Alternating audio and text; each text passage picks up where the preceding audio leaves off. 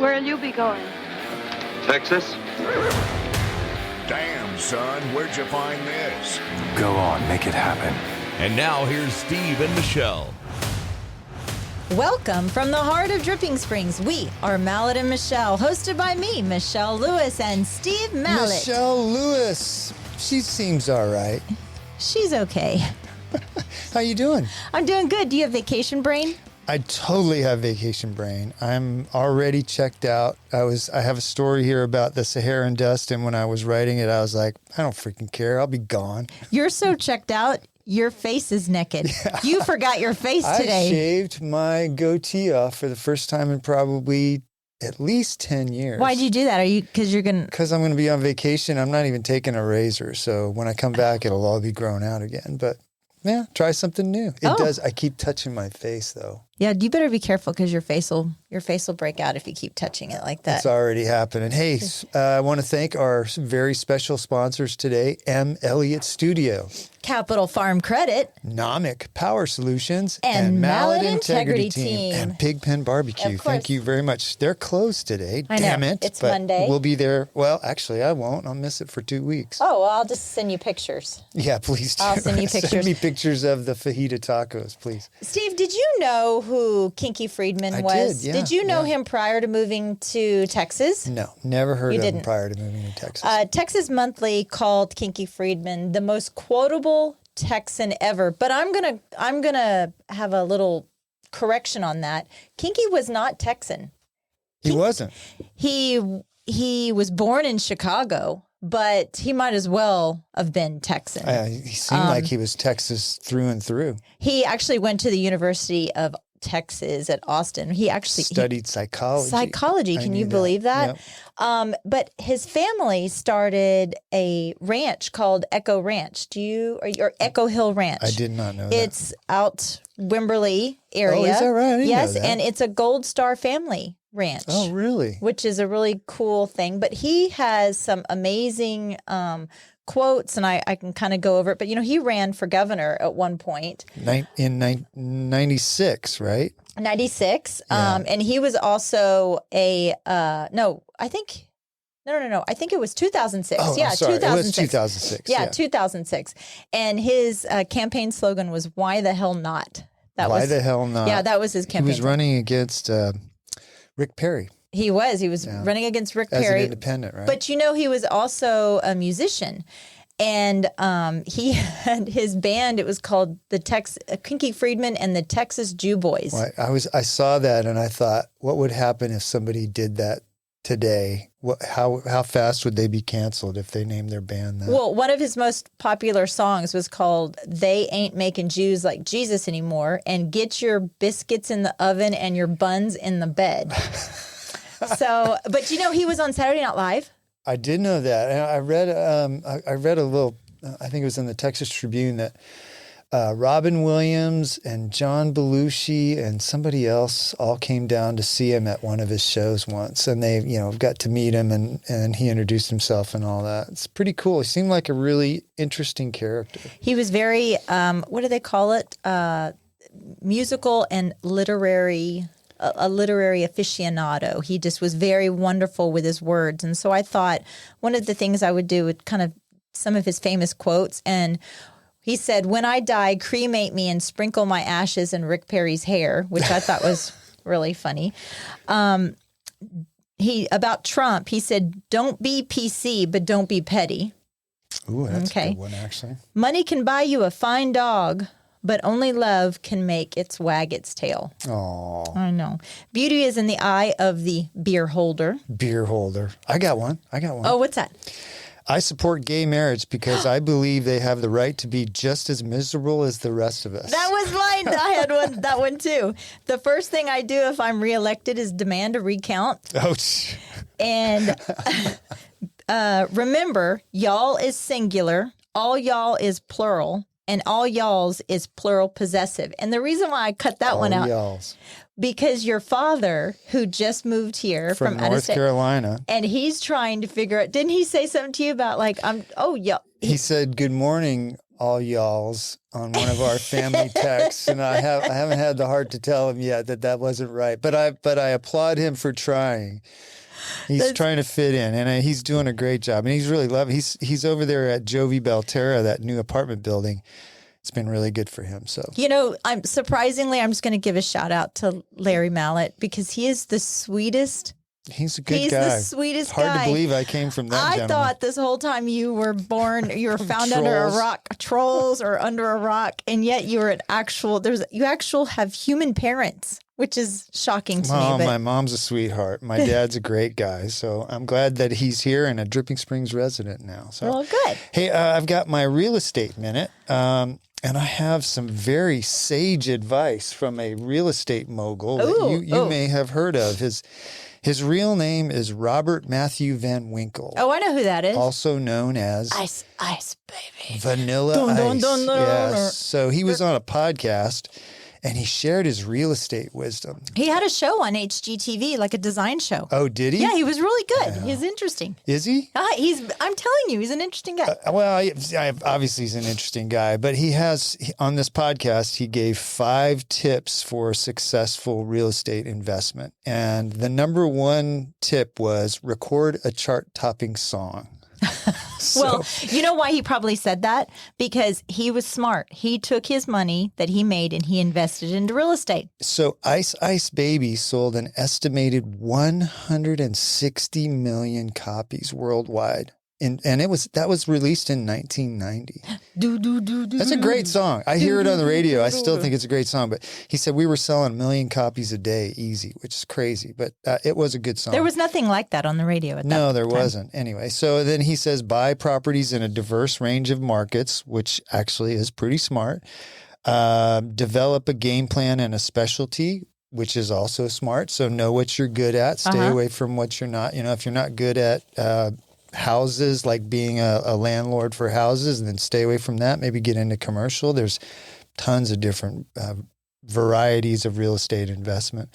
Do the work yourself, which I also think is smart. Yeah. Meaning if you need to put in a range or a dishwasher or something, then those things aren't too hard to do. Do those things yourself, save a little money. When was the last time you did something yourself? I actually can do most of that stuff. I just don't want to. Yeah, I don't want to, but I also think that somebody else might do it a little bit better. But and then build your brand and then be an entertainer, which he does through his social media. And like you said, for on HGTV, he did his show, so he promoted himself. It's kind of like what we do with the podcast. It's as true. Well. It's true. So we're diverse in what we do, and all of our stuff works all together. Our short-term rentals podcast, the real estate business. So we're following Vanilla Ice's real estate advice. Who would have be a real estate mogul? Who'd have thunk it? Who would have thunk it? Well, we forgot to mention that we are going to have Tracy Neef on today. She is our guest, and she is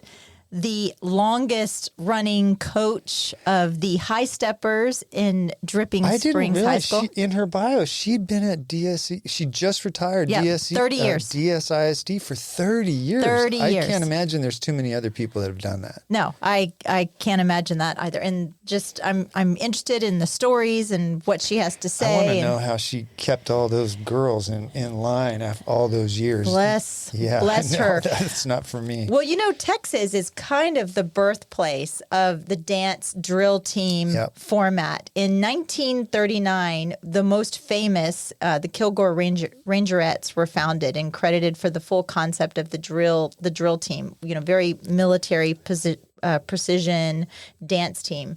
But in the 20s and 30s is kind of when it started becoming popular because of the Great Depression, and they kind of wanted something to get the students and everybody that were attending the football games something to be engaged. rather than absolutely. just sitting in the stands. It was mostly comprised of girls, but there were some boys from ROTC that would join in. But 2 women changed the face of dance. Gussie Neal Davis, and she was from California. And she taught this pep squad at Greenville High School. And then Kay Tier, which is from Enberg, the Valley. And she was a cheerleader, and there weren't enough people too many people did not make the cheer team, and she didn't think that was fair, so she wanted to start a drill team. Oh. And so she asked the administration, and they let her do it. But from there, the birthplace of drill, like we know it in Texas, was formed. And I'm telling you, man, like it is just as prestigious to be a high stepper as it is to be a cheerleader. Oh, well, yeah, it is. I mean, the way these girls, their dance, it's just not, you're just not going out on the field and you're just not jumping around and dancing. They spend hours upon hours days, and months, hours doing drilling. It's very, very athletic. I remember there was an argument about, even like cheerleaders. Oh, it's not a sport. Yes, it is. Oh, it's completely a sport. It absolutely is a sport. I do remember Gracie was a high stepper for 2 years, I think. And I do remember the uniforms are very expensive. Oh, gosh. I think it was like $1,500 or something every year. Kendall was a varsity cheerleader. I think I had to sell a kidney one year to try to get, and you don't get to keep the uniforms. That was the other thing. Yeah. But who can you think of right now, modern day, is the most popular, worldwide, well-known cheer dance team? Can you think of? I would say it's probably a football cheerleader team. Yeah. There you go. That's a good one. It's the Dallas Cowboy Cheerleaders. Oh, That's who it is. Yeah. You want to talk about NFL legends, and they started the NFL cheerleader. This is Thunderstruck. Yeah. They call them DC. It's their Thunderstruck routine that they do every game, every home game, I think is what it is when they're able to go out there. Do you know if the cheerleaders travel with the team? They don't, right? So whoever some of them do. There's a travel. Okay. There's several different teams, but so there's like calendar team. They're broken up, and it just depends on what year. How many girls are on the team. Yeah. Normally there's about 36, but the Dallas Cowboy Cheerleaders were originally formed with a co-ed high school group called the Cowbells and Bow in 1961. But the iconic uniform that you see now was made in 1972. Wow. And I'm telling you, I have a picture of me with tall white go-go boots because I loved the Cowboys. I loved the Cowboy Cheerleaders. There's a special on Netflix now about the Dallas Cowboys cheerleaders, and the cover art of it is this cheerleader with her leg up in the air, and it is literally, she's standing on one foot and the other leg is literally vertical. It almost looks like it's not attached to her body. I looked at her and I went, how the hell do you do that? Isn't that crazy? It's Isn't that very crazy? athletic. The cheerleaders gained attention because usually they were just sideline, rah-rahs. Right. But in the 1976 Super Bowl, an NFL cameraman zoomed in on one of the cheerleaders and she winked at him. And then all of a sudden they exploded. They have been TV, movies, reality, Dancing with the Stars. They go on USO tours. Huge. They are huge, ginormous. You know what? I remember when I was younger that cheerleaders were, and especially NFL cheerleaders, were treated a little like groupies. Like they were just sort of like, they were sleeping with all the players and stuff. And then somewhere along the way, well, there's a huge code of conduct. But you want to know? Yeah, well, I think that was put in place because NFL didn't like the way it looked that, the NFL players were traveling with their groupies, and I didn't think that looked well. And I think it was out of respect for the players and respect for the cheerleaders. I've never heard of that story. Up with that code of conduct. I don't think that was in Dallas Cowboy Cheerleaders, because if I did a little deep dive in, so you know who Tex Schramm is? He was a general manager. I've heard the name. Yeah. So apparently there was what was her name? Bubbles Cash. That was her name. Bubbles Cash. So, what a great name. In 1967, at the Cowboy Atlanta Falcons game, there was a adult film star named Bubbles Cash, and she was walking down the steps with two big things of cotton candy. And again, the cameraman caught her, and she kind of blew up. And Tex decided, hey, we need more entertainment, and so kind of the cheerleaders what year kind was of this? 67. Wow. Yeah, so the Cowboys, I think, didn't they start in 1960? But I was going to say, how much do you think the Cowboys, the cheerleaders, make? I'm going to guess and say it's not very much, but maybe I'm completely wrong. Well, $40,000 a year? I can tell you that the water boy makes more money than the Dallas Cowboy cheerleaders. I believe that. On which is average, sad. they make $22,000-ish, $23,000 a year. They get $500 per game, and they get stipends or bonuses depending on what event you're going to. The calendar. They don't get any proceeds from the calendar. They actually have to buy their own calendar if they want a calendar, and they have to give their uniform back. So there's that. Why do you think it's so little?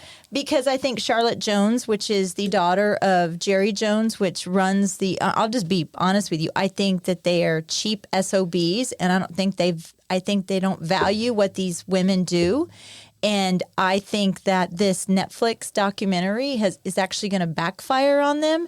And I think people are going to say, these women need to be paid. They're very talented entertainers. They have to have a job. They commit years and years and years to being this good. Well, yeah, and they so deserve to be they paid either more. have to have a job or they have to be in school. That's the requirement. Okay. But can you imagine, like, you're at practice for 4 hours after work, right? And you're committing to games, whether it's home games or away games or whatever, and all of these public appearances and stuff. I just think, but Charlotte Jones basically said, it's an honor and a privilege to be considered a Dallas Cowboy cheerleader. Well, hell yeah, it is, but pay him. Pay him, yeah. I was going to say the least paid player on the team, the guy that probably sits on the bench 95% of the time, he is probably paid 5 times more than the entire salary for all of the cheerleaders, which that's just sad. Well, look, I'm a Dallas Cowboys fan. I have been. I've been a lifelong Dallas Cowboys fan. And you're not a fair weather fan. You're a fan through and through. I'm a fan, but I think that the Jones family was the best and the worst thing that has ever happened to that team. And that organization is full of nepotism. When Jerry Jones leaves, I'm sure his sons are going to take over, but I don't think it's good. I think that's probably what happened to Jimmy Johnson and why there was such animosity. I mean, let's see why Tom Landry was fired. Yeah, well, Jerry Jones is going to hear about it from our podcast, and I bet they start making more money, damn it. I'm sure Jerry Jones will call me up, and because the number that I have for him, he doesn't answer when I'm watching games. Well, I've got 2 quick stories. It's summer, and summer brings a couple things. One is scorpions. Have you had any scorpions in your house yet this year? No, not yet. No. I found one in my garage, but not so far in the house, or not so far this year in the house. They come into the house in this time of year because it's starting to heat up, and they like a little bit cooler places. That's why That's why they're not in my house, because my house is 62 degrees all the 62 time. degrees. But when we had property, I used to take my kids out and we'd flip over rocks until we found scorpions, because they like to be, and it's because it's always a little cooler under the rocks. So they're coming into the houses looking for cooler air and water. And so according to ABC Pest Control, the best thing to do is seal all the cracks in your house. Pesticides can help. And just avoid putting your shoes on without checking. Avoid in the yard. Don't flip things over. It's not really hard with the kind of shoes that I wear. Got the sandals like that. There's 19 breeds of scorpions in Texas. 19? 19, yeah. Yeah. Terrifying. The two that are most common here are cave scorpions, which probably won't come in the house. The baby ones? No, they're darker, I think, and they tend to be more like if you were out like at Barton Springs, Barton Creek area, maybe where the rocks are. They tend to be more in the cooler spaces. The ones that we find mostly in our house are called striped bark scorpions, the ones that are kind of gray and yellow. Have you ever been stung by one? I got stung 9 times by one. What? Once. You could move your. No, it was there was a t-shirt, had it on the floor, picked it up, put it on, went in my office. This was at home, sat down in the chair, and when I leaned back, it was inside my shirt and it stung me. And by the time I realized I was being stung, it had got me like 3 times. And I went to pull the shirt off, and it just stung me like 7 or 8 times right up my back. What happened? You know, I don't think I'm allergic to them. Do you have superpowers now? For 2 days, my lips were numb. My right around just like the red part of my lips was numb. I was telling Chuck about it. I'm like, should I go to the hospital? He's like, shut up, you wuss. You're like Spider-Man now. Yeah. But so they're not, unless you're allergic to them, they're not deadly. But it hurts. It's worse than I'd say it's like one of those red wasp stings. I got stung by one on the bottom of my foot one time when we were living in San Antonio. But when Kendall was a baby, one crawled out underneath our stove and she picked it up. And she picked it up just right in the middle, right? Like we're between the head and the stinger. Picked it up like this. And I grabbed her arm and I shook her hand and she dropped it. And then from then on, when we lived at that house, we lived at that house for like another year and a half or so. She would like point at the stove like, ow. Ow. Did it sting her? No, it didn't sting her. Oh my gosh. Jeez, it didn't sting her at all. Wow. But, lucky. Yeah. I've been stung a number of times, and it hurts. But so just be aware you might find them in your house. Just be a little more cautious when you're putting on your shoes. Hey, keep your house at 62 degrees. I think they're going to actually come in your house more than regular. No. The second thing that summer brings, and it has for the last couple of years, is the Saharan dust from the Sahara Desert. It's coming again. It's coming across the Atlantic. So we have the fires from Mexico, the smoke, and so the Saharan dust. Like what? So there's the thunderstorms in the summer in the Sahara Desert kicks up this dust, and then the easterly trade winds carry it across the Atlantic Ocean. It's anywhere from 5,000 to 7,000 miles. And deposits it right in Texas. So, well, you know what? We've got like 3 freaking car washes now in Dripping Springs. Yeah, so. I know. It still didn't seem like we have enough, but it's not going to look like, in the movies you see like the big dust wall coming across. It's not like that. It's just you'll slowly start to notice this haze as the dust filters in, and it can cause itchy eyes and sore throats. So that's every day for me. So yeah. And the cure is to try and stay indoors if it really bothers you, or like me, get the hell out of Texas, which is what I'm going to do tomorrow. You're going to Oregon. I'm going to Oregon. I can't wait. So what are you doing exactly? We're going to go visit my mom on the coast for a couple days. Then we're spending a day in Eugene, and then we're going to go up in the mountains for a week and go backpacking. Like high up in the mountains. We're starting at about 4,000 feet. We spend one night above 6,000 feet. Okay, so I have a question. So you're backpacking. Okay, you're going to be backpacking for a full week? Yes. Are you taking all of your food for the week? All of it. It's a lot. So do you think it's mostly food that you're taking? I'd say of the weight that I'm carrying, 15 pounds of it will be food. Are you cooking, or are you just doing they're freeze-dried food, and then we have what's called a jet boil camp stove, and you heat up the water, and then you pour the water in the little aluminum, or I guess it's aluminum Mylar bag or whatever it is. It's like SOS. SOS. Oh, shit Beep. On a shingle? Yeah. No, we're not eating that. Actually, I already ordered them. I got them delivered to my mom's house. It's like chicken and rice and chicken Alfredo, and Holly's got a couple of vegetarian dishes, but they all have protein and pretty high in calories, which is what you want. So you don't give me any crap next time I sit there at my desk and eat me some cup of noodles. Yeah, hopefully these are more nutritious than cup of noodles, but we're doing oatmeal for breakfast, energy bars, tortillas with, have you seen the little packets you get at H-E-B with like chicken in them? They're like a little 4x6 packet of, so we'll have that for lunch, and then these freeze-dried meals. We for dinner. vacation so differently. Well, I can't wait. We're going to Mexico at the end of this month, and I'm like, I'm going to eat ceviche every single day. I want to get away. Every night except for one, we camp on a lake, and we're doing between 8 and 14 miles a day of hiking.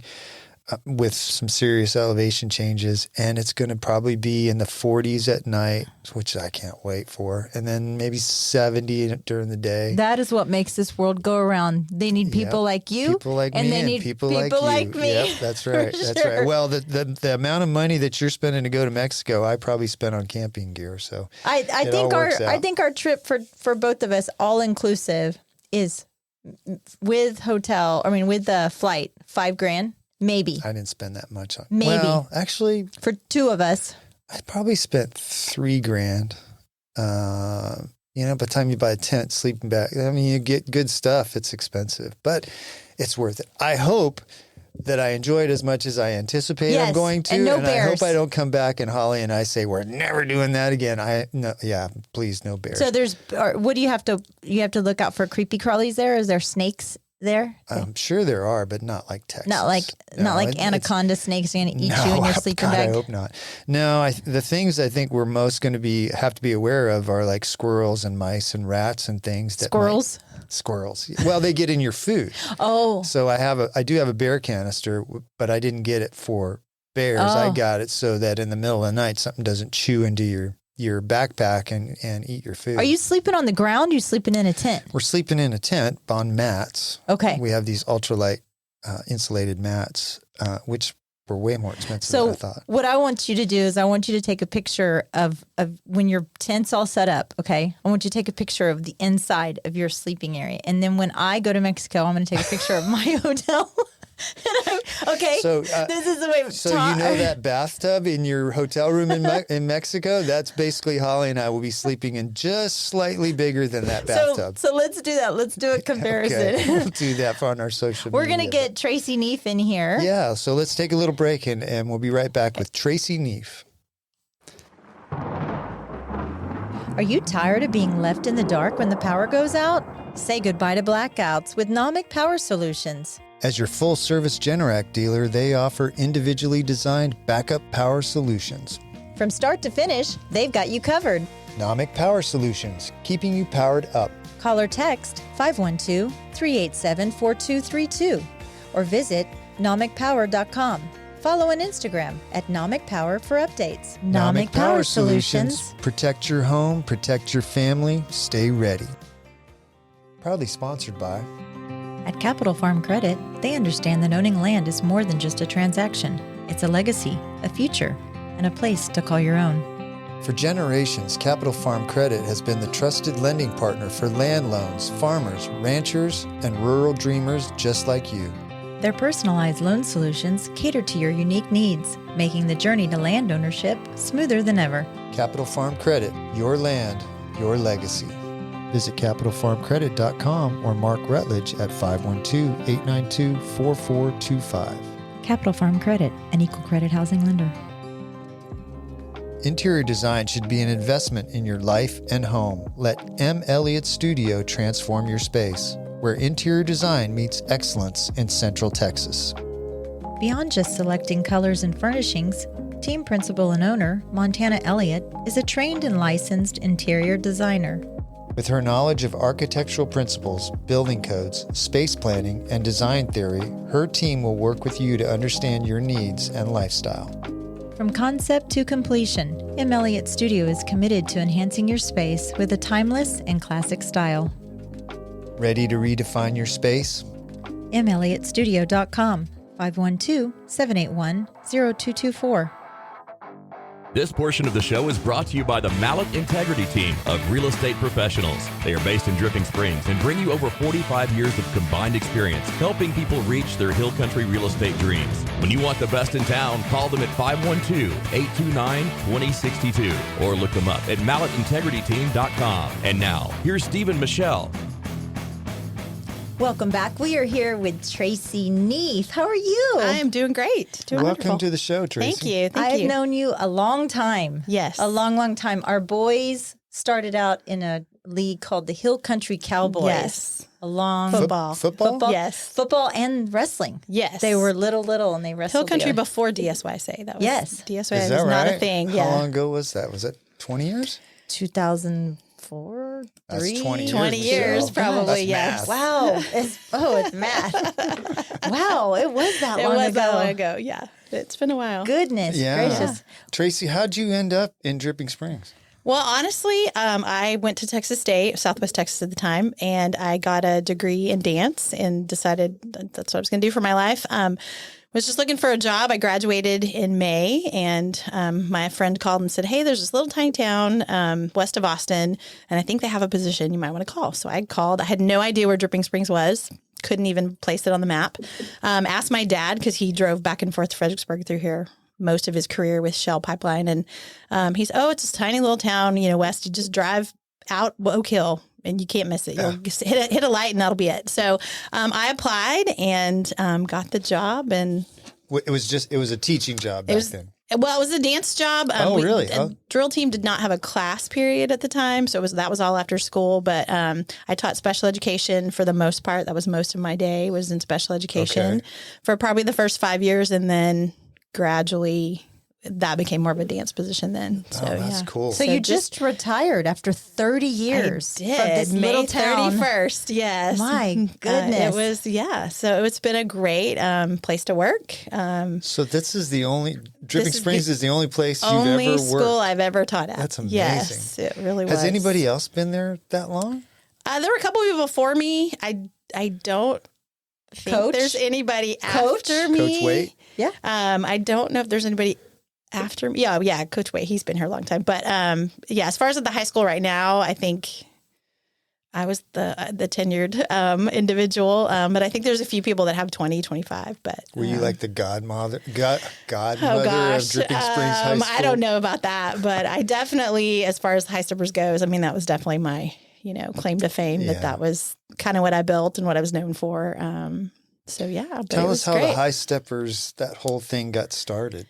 So my understanding is in I think the spring of 86, 87, somewhere in there, they had a coach or teacher that worked there. Her daughter was a dancer. They did not have a drill team. I think several years, maybe in the late 70s, 80s, they had a team called the Tiger Paws, from my understanding, and they were a dancing group, but it disbanded at some point. And so the coach that started the program, her daughter was going to be a freshman in high school and didn't really have anything to do. And so she decided, hey, I'm going to go and ask the school if we can, start this team. So my understanding is they went to the school and the school said, sure, but you have to fund it. You have to do it all after school. We're not, we don't have the budget or anything like that. So they started it in 87, the fall of 87. And Was that the team Cheryl was on? that was the team that Cheryl Del that's right. Santos was on. Yes. So she's been a huge help, huge supporter since I've gotten here, and just kind of helping keep that history alive as far as before I got here. And so I think, they just kind of trucked along for those first 5 or 6 years. And then the year I was hired, like I said, it was still after school. It was still a really tiny team. I think there were like 12 on the team at the time. And so we just started out that first year, and I think I had 15 the very first year. 9 were freshmen. We didn't have any seniors that year. So it was just really a great opportunity to just come in and kind of build, a program. And then over the years, we added dance classes for just the average kid at the high school, not drill team, but just average kid at the high school. We added classes kind of periodically. And then it became a full-time dance position. Probably my 9th or 10th year, I think, is when I finally didn't teach special education anymore. Prior to that, I did a mix of special education with inclusion, content mastery, all the things. So when you became the dance teacher, was that everything that you did, or were you teaching something else? That's all I taught at that point. So after about 10 years, I just taught dance classes. So it was like just... How many classes a day? Well, back then we had 7 periods a day. That was before we were on block scheduling. Okay. So I taught 6 out of the 7. And so I think I was in maybe content mastery 1 period a day even after I started teaching dance, but I wasn't teaching special education. It was more of a tutorial. That had to be really hard, especially with the dress out component. To dress out, and then you have 30 minutes to be able to, or 25 minutes to be able to teach luckily, these kids? I guess working in a district like Dripping Springs, they weren't super crazy about you have to dress a certain way. So as long as I looked like most of the coaches most of the time. Yeah. So as long as I, looked professional, they weren't too crazy about that. So I could pretty much wear what I was going to wear for dance class. So that was not really ever a super big problem. I think the biggest growing issue was we started in the cafeteria. That was our classroom. Wow. So that was really interesting to teach class in the cafeteria. And then as we added dance classes, they had classes after lunch. So that was always an experience because they were trying to mop floors while we were trying to get ready to teach dance. And I think after year 2, we moved into a portable for a little while. And then if you're familiar with what is now the middle school, there used to be, if you're from old Dripping Springs, there used to be an area above the coach's office's gym in the what is now the middle school, above their main gym that was a weight room when I first arrived in Dripping Springs. Well, they added on to the now middle school and added what's the cafeteria, that whole end of the building. So the old cafeteria became the weight room. Oh, wow. So that was my opportunity to say, like, hey, there's this big open space. So we need some space. So we moved up into basically an attic, and we were there until we moved to the new high school is. And so we spent several years there, and then we were back in a portable for a year while they did like the reconstruction and all that sort of stuff. And then we moved into the new high school, where the high school is now. I think that was 2012, maybe 2013, somewhere in there, and then they added on to the dance room. So you had, because Gracie, my daughter, was a high stepper for 2 years. Yes. So you had the high steppers room, and then you trained in a gym down the hall or something, right? Or did you train in the high steppers room? We pretty much trained in the dance room. We would use the gyms occasionally for practices for that kind of thing. So if you're not familiar with dance teams versus studios, we compete in gymnasiums, not on stages. And so most of our rehearsals for competition were in the gyms, but we would have to do it at night after all the other athletic programs, all that kind of thing. But now, right after COVID, they added on to the dance room that was initially built at the high school. They added on to that room. So it's almost the size of a gym, not quite as big. I think we have the floor space that's a little bit smaller than the actual court space. Okay. So that was a huge benefit for the program, because then we could really practice in our room for the majority of the time and not just go back and forth. So the last couple years, how many high steppers did you have on the team?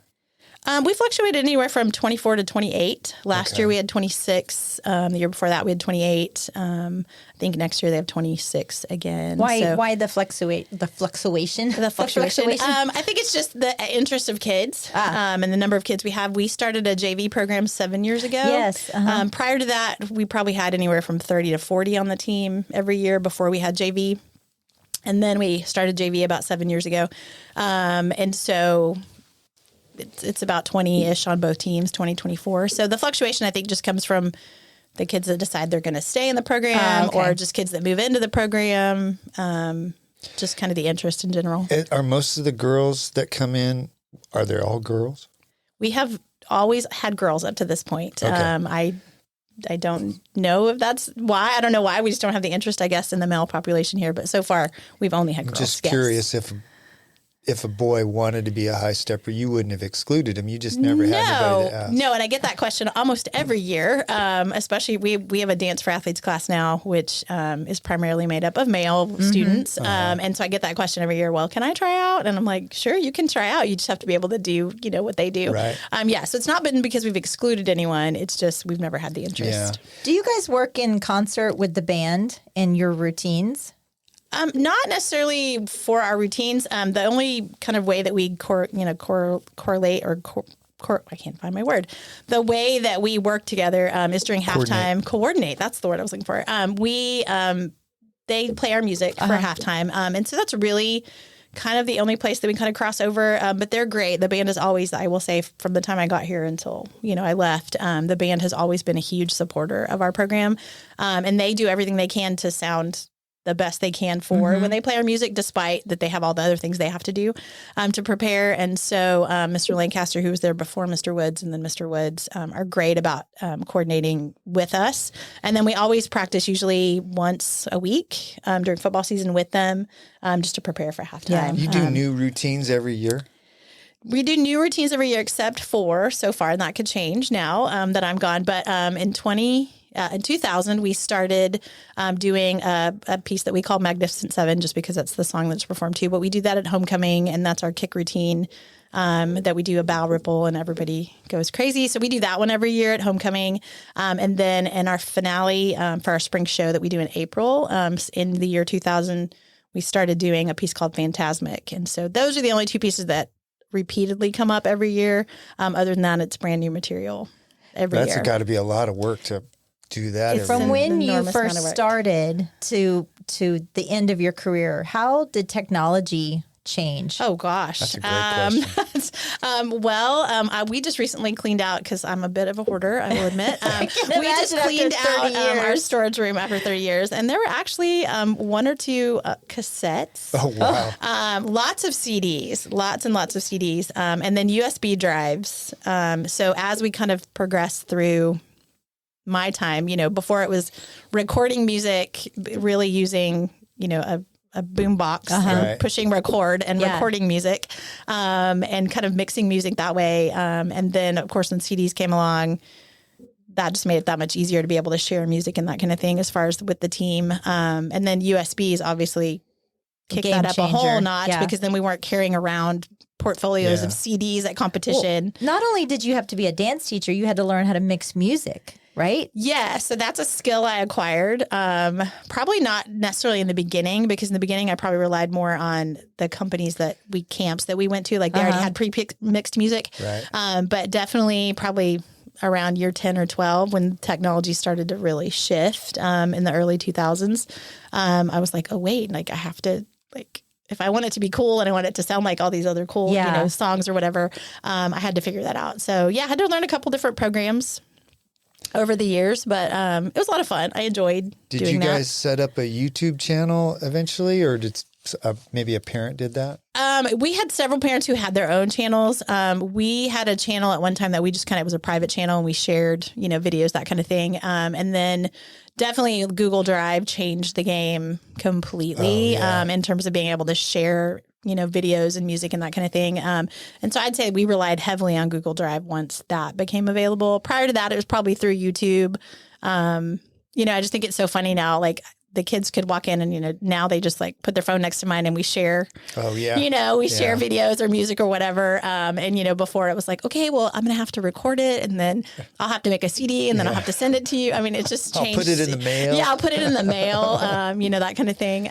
Or sharing videos like after practice. That was a big process, because you had to get the videotape, and you had to get the machine, and you had to plug it in, all that sort of stuff. And now it literally, it's just a click of a button, and we can share everything with them. And then we used a program called Band app, and we utilized that a lot kind of toward the end. A lot of teams, bands, different programs use it.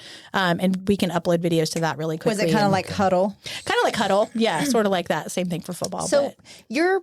we talk a lot about your professional life so far, but you raised two boys in the system, In the right? system, And you've been married. absolutely. You married your high school sweetheart. I did. So how did you? I mean, your extracurricular activities were always focused around the Hi-Steppers. They were. And so I know George played football. Did Logan Yes, play football too? Logan played football as well. Yes. So was that really hard to try to manage your personal versus your professional? It was really difficult. I think, a lot of people say, how did you do this for 30 years? I totally attribute it to two main things. One, my husband, who was just an incredible support and picked up the slack. I mean, picked up a lot of slack, afternoons, weekends, all that sort of thing. And then two, just living in a community like we lived in, especially when the boys were younger. I can name, there's so many people in this community I can name that, really had a hand, especially with George, in raising him and,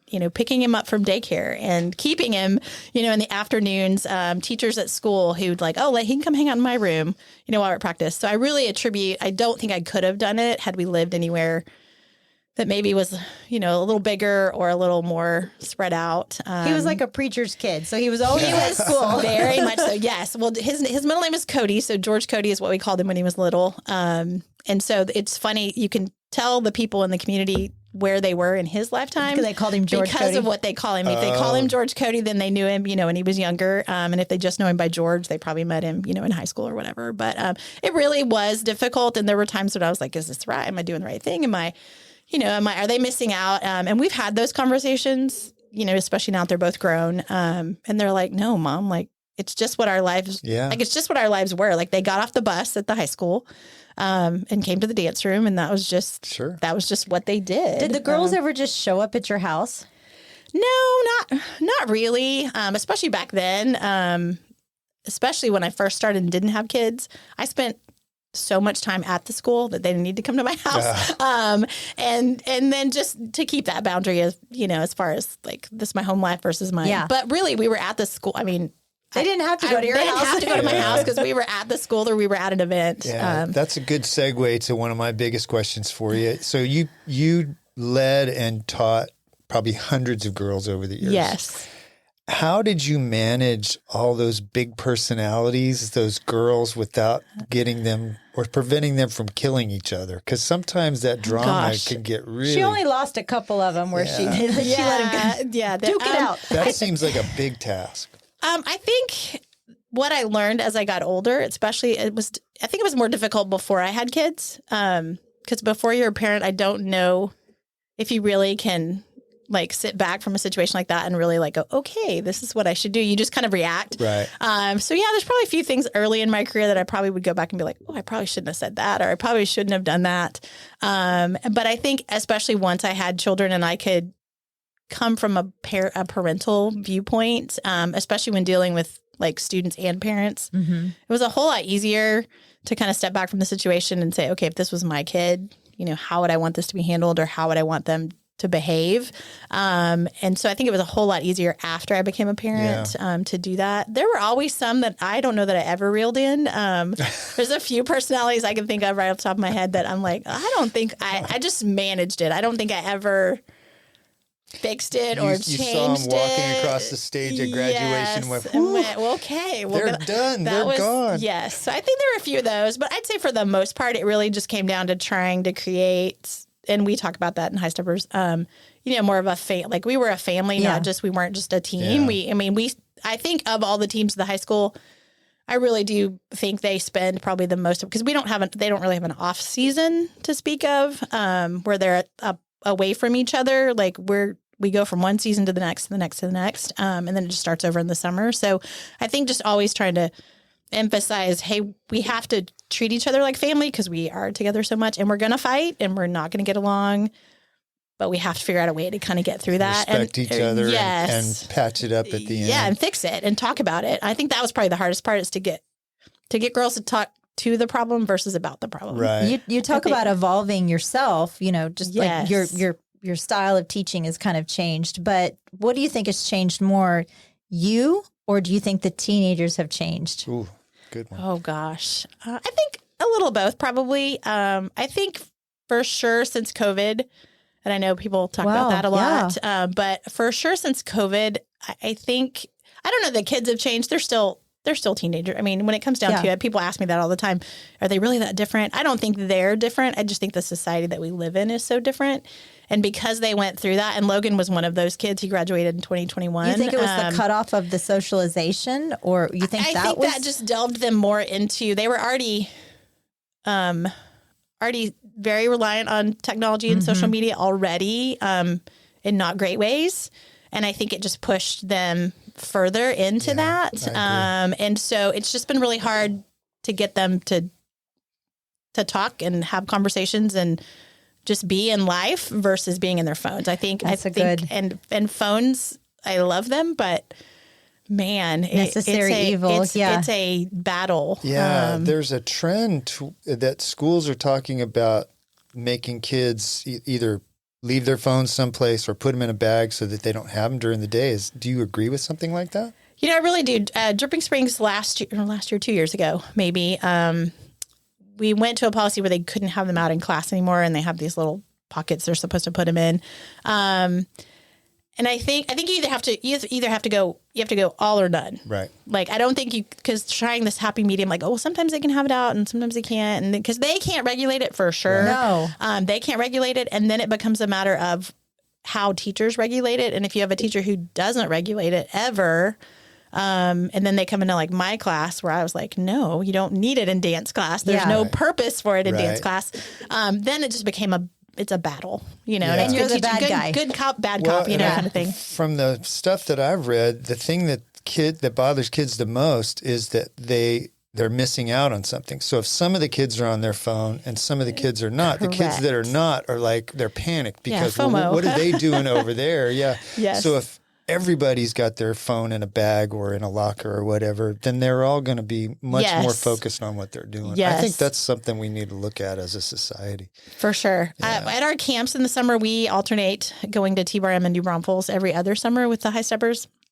And when they're at T-Bar-M, we take their phones. Like, they can't have their phones. They get them at lunchtime for about 20 minutes, and then they get them like at bedtime. And then we take, they're like, and they, you know, at first there's a few that are like, oh my, okay, what do I do? And I'm like, you're going to be fine. And then most of them, not all of them, but most of them, when it's over, they really go, man, that was nice. It's like a detox. It was like, I didn't have to, like, I just didn't, I just could be present in the moment. Right. And I could be present with my teammates. And that's what we try to explain to the parents, because we've had a few parents kick back on that. And, well, how do I get in touch with her? And how do I? And I'm like, well, it's just like when we were kids. Yeah. Here's the phone number for T-Bar-M. A lot of teachers don't give out their personal cell phone number. I always did, just because I felt like that was easier than not. But, and I just tried to give parents, you know, boundaries. But I said, you call me and then I'll, you know, if it's a number, like, I will handle it. But that's how our parents did it. You know, they either had to rely on our coach or they called wherever we were. Right. You know? I think a lot of the stuff that you would say is an emergency doesn't become is not an emergency if you've got to call multiple people to get to your kid. You're like, okay, I'll just talk to them about that when they get home. Yes. Yeah, for what sure. You mentioned about the parents, in which I coached some different sports when my kids were little. Yes. And the parents were always one of the most difficult things to work with. What do you wish all the parents of the Hi-Stepper girls knew about what you did? I think just that our intentions were always good, that we woke up in the morning trying to do the best job we could do. My husband jokingly would always say, whose dreams are you going to kill today? That's what Michelle would say. Because like, that's sometimes how the parents perceived it. Like, that was my mission. Like, I was out to get somebody, or I was about to crush dreams. So there have been more than enough times, especially if I was having a hard week. Of course, my husband's the sounding board when I get home. So he's heard all the things. And that, you know, became a running sort of joke at our house, was like, well, are you going after this one today? So I think just this teachers in general, coaches especially, but teachers in general, I think go into the profession wanting to do the best they can, and they go into it wanting to help kids grow. I don't think anybody goes into teaching just to be like, oh, I think I'll do that. Because they're, you know, obviously lucratively, that it's not the most lucrative profession. No, so it's not. People don't be like, oh, I'm going to make a lot of money, so I'll just go do that. And so I think just if parents could understand, like, the intentions, we make mistakes. We do things that are stupid. We say things that are stupid. We don't always get it right. And sometimes you have to backtrack and go, oh, well, I could have done that differently.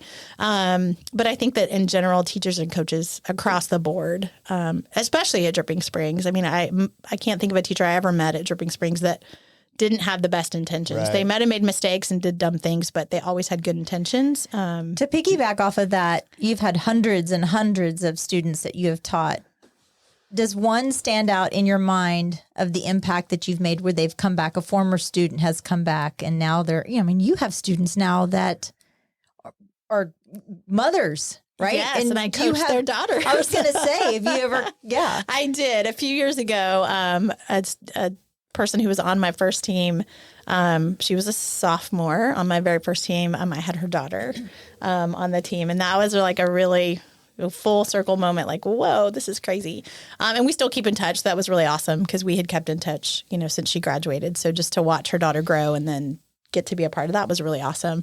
I mean, I can think of lots of them. Not all Hi-Steppers. Some of them were just students I had in dance class that just struggled with different things. I think the most impactful for me will always be, and I keep up with her on Facebook, and we don't really talk or anything, but I do kind of follow her. I had a student who lost her grandmother her senior year and really struggled with that. And we spent, I don't know how many days, weeks in my office during lunchtime because she just struggled so much with it and just felt like she didn't have a place anymore and just really struggled with lots of dark things. And so I just think like, she made it and she graduated and she's good. She's a functioning adult. She's a functioning adult, And so I think, she's probably my most impactful because she had some really dark days where I wasn't really sure. I was like, I don't know if I'm going to see her tomorrow.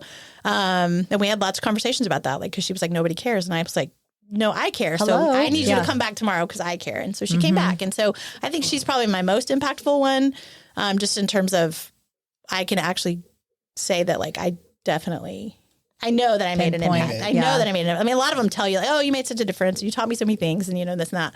But I am fortunate, I think, with social media that is a great tool in that way because there are hundreds of kids that I keep up with. Yeah. And it's really awesome. When you were coaching, did you ever have a moment where you realized the weight of what you say, that these kids hang on every word and how impactful what you say can be on them? It was probably when the phone started coming out because now they record everything. Yeah, but I mean, you can be doing tough love or encouragement, and you can say the right thing, and it can change the course of their life, or for the better or for the worse. It's a pretty heavy position. And I think I've been through both. I think I've been in moments where I was going to die on the cross that I was going to die on, and I was going to be that way because it was going to be that way.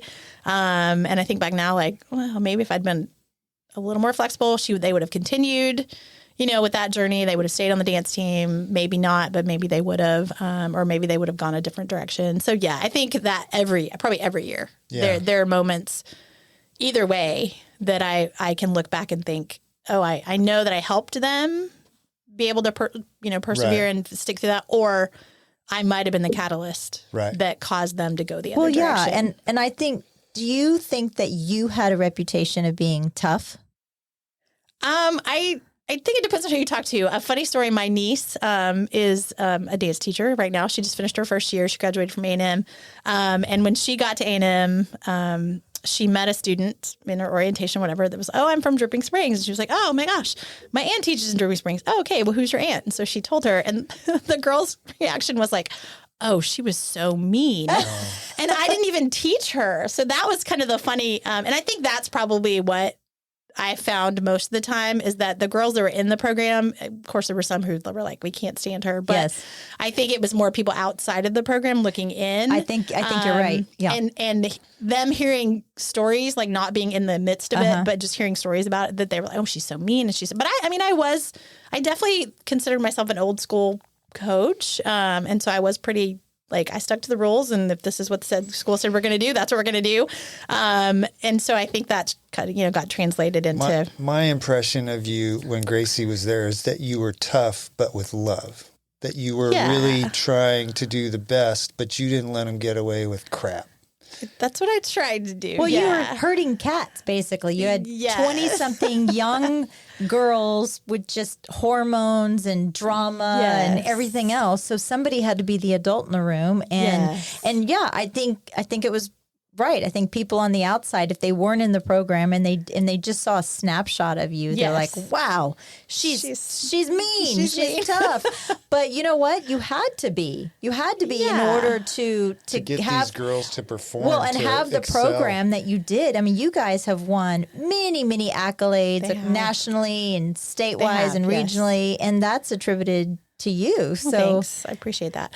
I think, and just inherently drill team is what it used to be called. It's called dance team now, more so. But I think that that's what it was intended to do, was to take a group of people and make them all look the same and do the same things. But then also to just instill the ability to be able to stand still. And I mean, I used to tell them, because people were always like, why can't they move? Why can't they talk? Why can't they do these things? And I said, because they need the ability to be able to do that. When they grow up and become adults, there are going to be times when they just have to be still. Well, we were talking about it earlier. Yes. It's based on when it first started, it's a very militaristic style and precision. Yes. And so even your officers, so how does it work? So like the head of the the girls, the head of the dance team captain. is the captain. And then what do you have?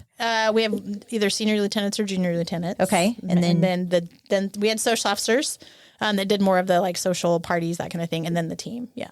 Yeah. There's just, you have to have a hierarchy for things to make sense and rank. Yeah. Because I mean, if somebody, especially a lower classman, is having issues, right? If they go directly to you, I'm sure you're like, wait. You know, there's probably work through the chain of command. Yeah, you need to figure this out. Yes, or vice versa. Sometimes it was the other way. You know, they would go straight to somebody else and be, well, why did you talk to that person? You didn't need to talk to that person. You need to talk to that. So it's kind of both. But I think just in general, I right after high school, I went to Kilgore College and tried out for the Rangerettes. I was an alternate, so I wasn't on the team. My husband says yes, I was, but I was an alternate. But anyway, I think, you know, and the Rangerettes were the beginning of drill team. Like, that's where it all started, which is why I wanted to become one. And so in 1988, I tried out, and yes, talk about tough. Like, that was probably the hardest thing I've ever been through. And I would equate it to like basic training for the Army. Like, they basically strip you down of all the things you think about yourself, all the things you've ever learned, all the things, the way that you do things, and they kind of go, nope, we're going to do it this way. And you have to kind of relearn it. And that taught me just individually so much about myself and what I could endure and what I could handle.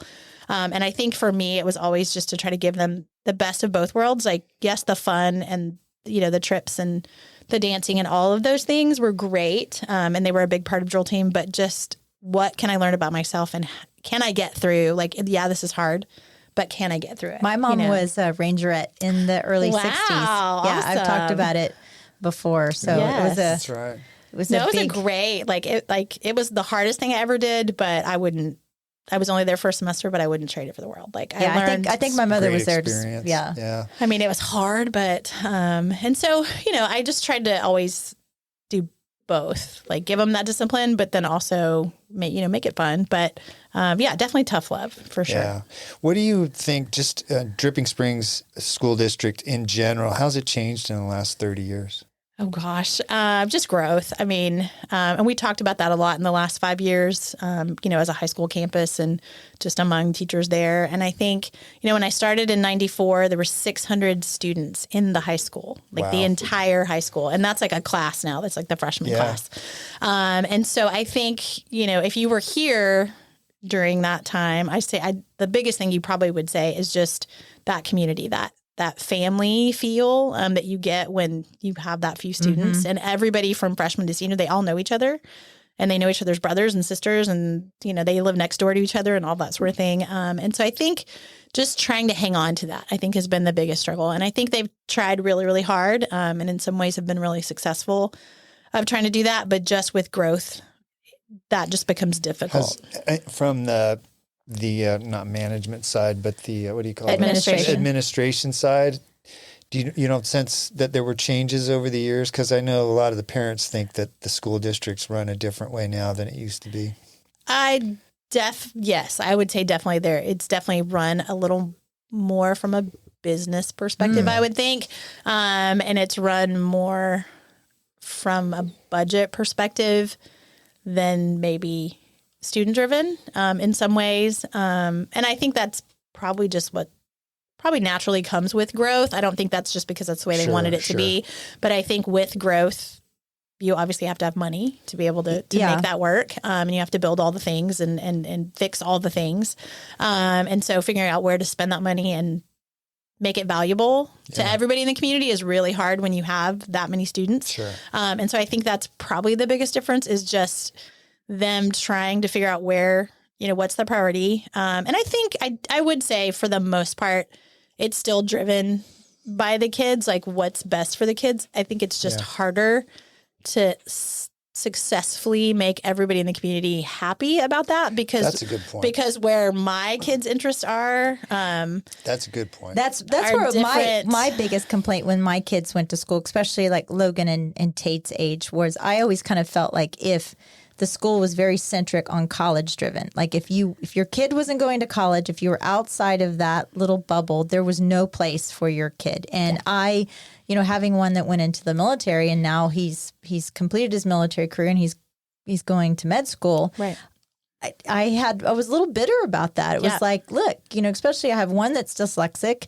one that, wants to go to college and one just wants to be on a parade float and walk down, down the middle of the room. And I felt like there was such a gap between the education level, the higher education level, and where these kids were kind of pushing to go. I think it's different now because of all of the other different disciplines that are being provided. Yes. But gosh, I remember during that time, it was a madhouse because we were switching from the middle school to the high school, and it was chaos. And I think there was a whole, like George was in that group. There was a whole group of kids that were just left. Yeah. I mean, I would definitely say I felt like for a while because both my boys went to Logan's in college. He's at Tech right now. And so they were both on that track. I think if I could do things differently, and like now that I know programs that are available, like both of my boys, the oldest is a strength coach.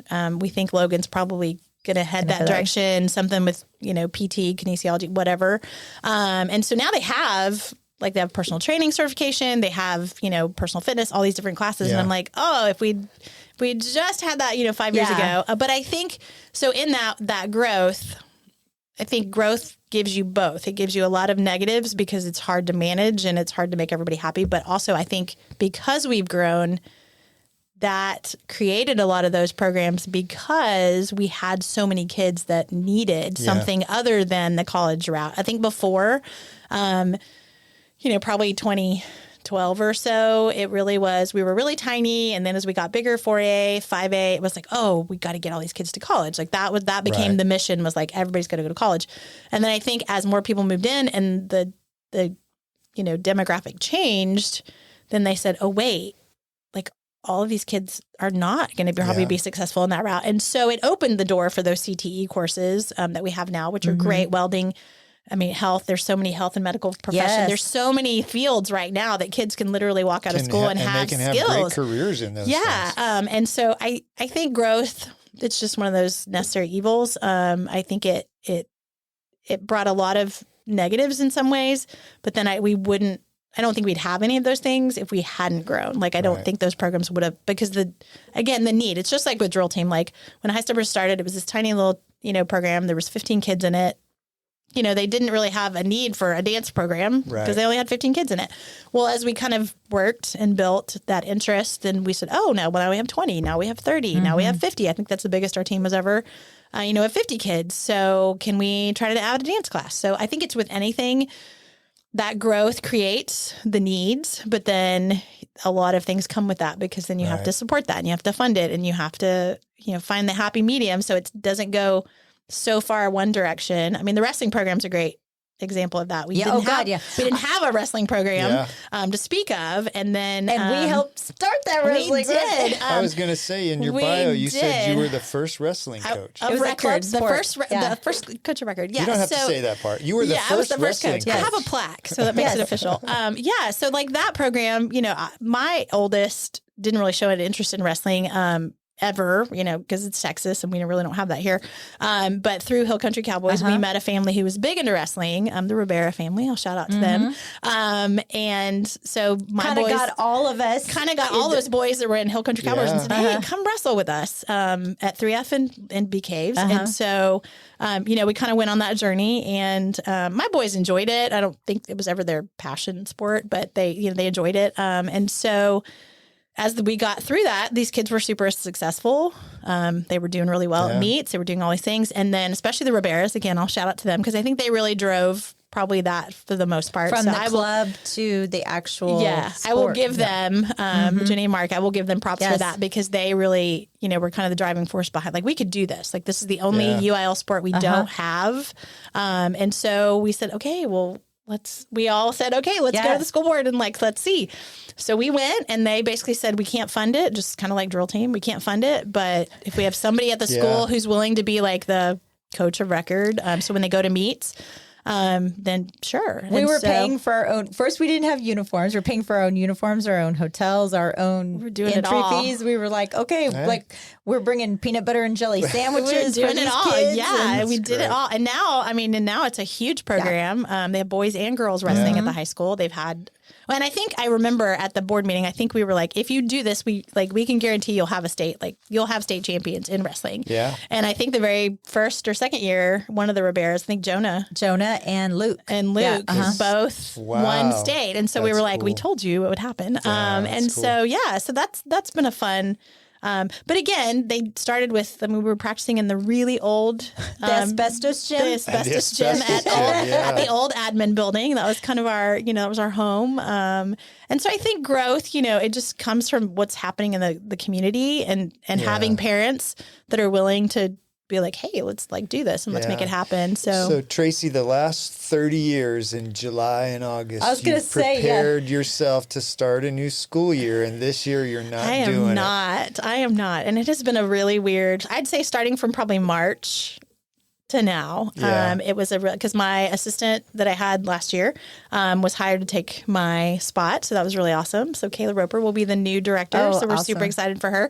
And so she was, I basically was like, here you go. It's your baby. What are you going to do on off you a go. Friday? You Here see you ya. go. You know here's my what? things. Do you know Friday nights, HEB It's super empty. I'm sure. It's the best time I'm to sure go it's the best. So yeah, so it was definitely, that was a huge transition because really from the first year to this year, my calendar was full for a year, every year. Like it was a year planned out. Like a whole year was planned every year by June. Like the whole next year was already planned. So moving into this June was definitely like, What are you okay, doing? What am I doing? Well, first of all, I had a grandbaby girl, Yes. granddaughter. Congratulations. And so she was born May 24th. So that was like the perfect timing because it took all my attention off of like the end of school and what am I going to do to, this is what I'm going to do. I'm going to go to Laredo where they live and spoil a grandbaby. So that's been great. I don't see her as much as I would like at this point, but hopefully,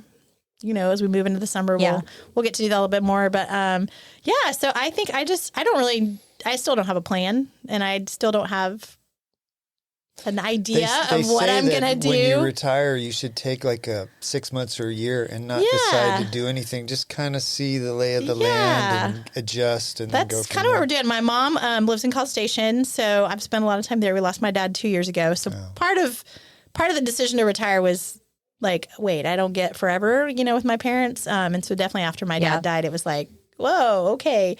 So being able just to pick, because I spent the first 2 weeks of this summer in College Station, either with my sister or with my mom, and then we went to Laredo. But so I think a lot of the time will just be spent, just being with my mom and hanging out with my mom and going places and taking her. Like I took her to meet her great granddaughter, which was super fun. So I think for this first couple months, we'll do I'm that. going to make a prediction. At some point in the next 6 months or a year or so, you're going to get sucked back into something, helping somebody do something. I could totally see that. I've toyed with substitute teaching. I don't know. Haven't totally decided about that yet. It is. I did that for 8-9 years. It's glorious because it's kind of like being a grandparent. You can You can do it, come and then in. you're like, You "See kind ya." of come in and do, and that's kind of like, what would that be like to not have to worry about lesson plans and grades and then you all of the realize things. how unprepared some teachers are. You're like, because that's why I was in auto tech all the time because they were like, she can handle it. Yes. Well, and I think too right now with the sub crisis that we have across the education field, I think you definitely get thrown into those classrooms that maybe are not the most I desirable. loved auto tech though because I had my boys. George was part of my little redneck rodeo crew, and I didn't put up with any of their crap. Ever. Yeah. So, What did you say when they held up an alternator and said, Miss Lewis, what is this? what do I do with this? No, that was the thing is that the teacher would hardly ever leave me any lesson They'd plans. just be hanging out. So you just like, hey, go over there and use a wrench and do something. We'd watch Dukes of Hazzard because I was like, that's Car. And we'd have Cars and women. Cars and and we'd Daisy have Duke. I'd have them do paper airplanes and we do airplane wars. That's engineering. So trust me, I literally was making this crap Making it up as It's you like, go, which is one of your strongest It points. totally is. I Hey, have a that couple works. of rapid fire Okay, questions all right, for you. I'm ready. Okay. Who's your favorite famous dancer, dead or alive? Mikhail Baryshnikov. Oh, Do you know who that is? Is that a Russian ballet dancer? yeah, Okay. yeah, defected to America. Yeah. What's your favorite style of music personally? Not to dance to, Oh but gosh, probably pop music. Pop music. Yeah, 80s girl? Oh, for sure. Okay. Yeah, for sure. what is your top of your head most memorable routine that you help choreograph? Oh gosh, I would say I don't necessarily choreograph it, but I think my favorite and always has been, and probably why we do it every year, is Phantasmic at Spring Show. I like just that finality and just the music, and it just builds. And there's a Disney song, so it has all the elements of like, you know, making things exciting. So I think just hearing that, like anytime I hear that, I don't hear it often, but just hearing that music just creates a whole like feeling. The girls that probably really like it. They do. We went to Disney one year, and that came on while we were at Disney, and they started dancing, and I was like, "Oh no, stop doing that," because we probably haven't paid copyright. Yeah. So please stop doing that. But yeah, probably Fantastic. Best place to perform in, old stadium or new stadium? Oh gosh, I'm gonna say old. There is something about There's just that old. something about it's just more intimate, and it's just when it was packed. Yeah. It was just a great, and the views, and the views. The where sun they I could do without in your eyes. Yeah, But, true. But other than that, yeah, old. Okay, my your go-to favorite team meal that you would have on team day or game day? Oh gosh, it's changed a lot in the last few years. I'd say in the last 5 years, Chipotle. Oh, Chipotle. Yeah. Yeah, I like Before it was just like Just sandwiches. Yeah. or pizza. PB&J. Or pizza. Yeah. And your proudest moment as an instructor? Oh gosh. Oh my gosh. The day you turn the lights off in your No, class. that was kind of a sad day. Oh God, there's so many. I don't know if I can pick just one. I think just at the end of Spring Show every year probably is just a really special time, just because it's a closing of one thing, and especially this year because before it was like, well, I'll do it again. I'll get to do it again. I'll get to do it again. I'll get to And so I told the seniors this last year, like I finally understood. I mean, I did it in high school, obviously, but like I finally could really understand like how they felt in that moment, because you don't get another chance. You're closing that chapter. And I always had what I have next year. Next year. And so I think just the end of the year, because that's when they really reflect back and go, oh, well, this was stupid. Why I was upset about that, but this was great. And so for the most of them, that's not always the case for all of them, but I'd say probably just the end of each year, just in that week of Spring Show is just really a cool moment. Well, I want to thank you for coming on the show, and I want to thank you for your service and helping raise these kids for 30 years. Sometimes it's a thankless job, but you did very well doing it. Well, thank you. I appreciate that. It was a joyous ride. It was definitely. Tracy, what was the thing that the girls would start off with? What was the chant that they would say when they were starting a routine? Was it? It wasn't like a countdown per se, was it? Typically, I was just 5, 6, 7, 8. 5, 6, 7, 8. 5, 6, 7, 8. Yeah. There you go. And so one more time. That was those are the two things I probably said the most in the 30 years. On your next chapter, then. On to 5, 6, 7, 8. Let's go. There you go. Yeah. Well, Tracy, thank you so much for Thank coming. y'all. This has been a lot of fun. Well, good. Thank you. take care. Ready to turn your land dreams into reality? Look no further than Capital Farm Credit. Need a loan for your perfect piece of land? Capital Farm Credit is there for you. Their dedicated team will tailor a loan to fit your unique needs because your dreams are their priority. Capital Farm Credit. Your land, your legacy. Visit capitalfarmcredit.com or Mark Rutledge at 512-892-4425. Capital Farm Credit. Together, we're better. Capital Farm Credit, an equal credit housing lender.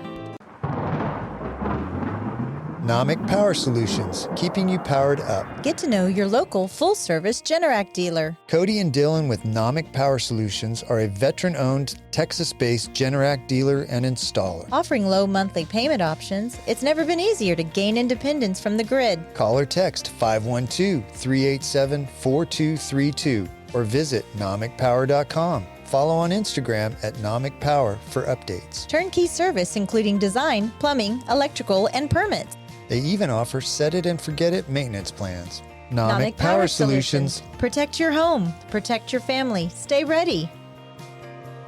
Elevate your living experience with M. Elliott Studio, your trusted partner in interior design, registered and licensed by the state of Texas. You want your home to reflect your personal style and identity. Investing in a well-crafted design doesn't just beautify your home, it enriches your life. Team principal and owner, Montana Elliott, understands the profound impact of a thoughtfully designed space. From remodeling to full design, M. Elliott Studio is the first step to unlocking your style. Turn your aspirations into reality. Tailored to your taste and desires, M. Elliott Studio will work to create an environment that embraces your style with style. Your space, their expertise. melliotstudio.com 512-781-0224. This show has been brought to you in part by the real estate pros at the Mallet Integrity Team. When you're looking to buy or sell, you need them on your side. Why settle for less when you can have real estate done right? Give them a call at 512-829-2062 or get more info at malletintegrityteam.com. You know you like us, so go now to Apple Podcast or Spotify and leave us a review. Why don't ya? We love your feedback and comments. Email us at malletandmichelle@gmail.com. Thanks for putting up with us.